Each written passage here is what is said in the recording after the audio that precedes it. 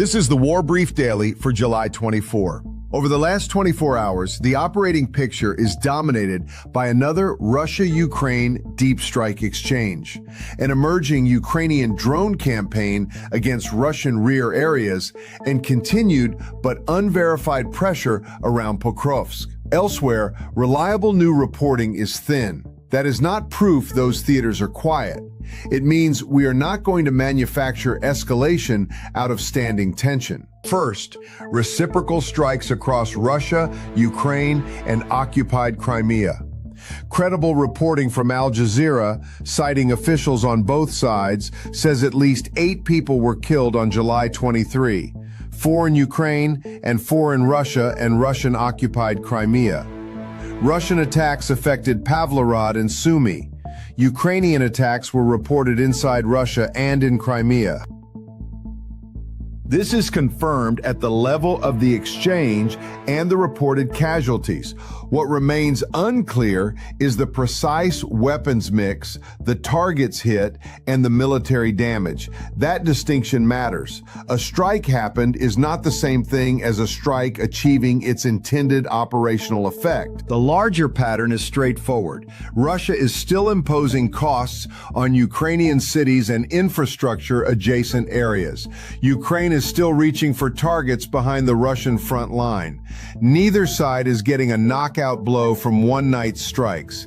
The goal is cumulative pressure, force repairs, disrupt logistics, disperse assets, and make the other side spend more on air defense.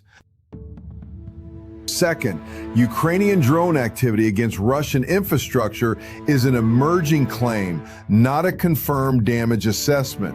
Forbes reported strikes overnight on July 23 across several Russian regions, including what it described as an oil refinery and Wildberries warehouse facilities. At this stage, that reporting lacks sufficient independent corroboration, precise target confirmation, and verified damage. If a refinery strike is confirmed, that is the more consequential target.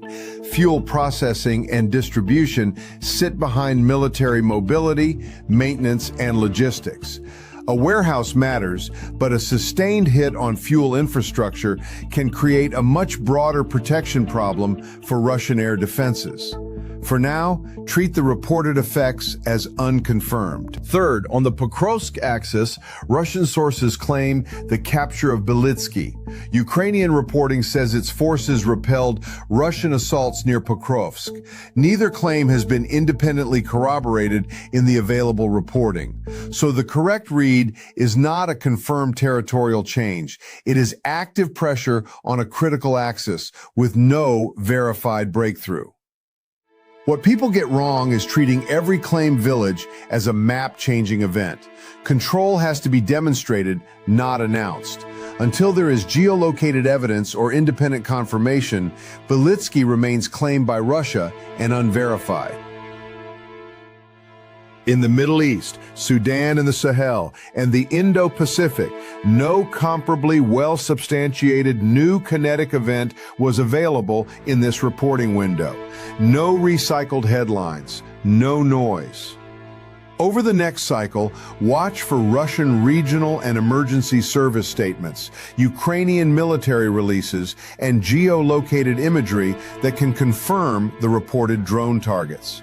Watch Belitsky for actual evidence of control, and watch whether this strike exchange expands into a larger overnight drone and missile wave. That's your War Brief Daily for July 24. No spin, no noise, just intel.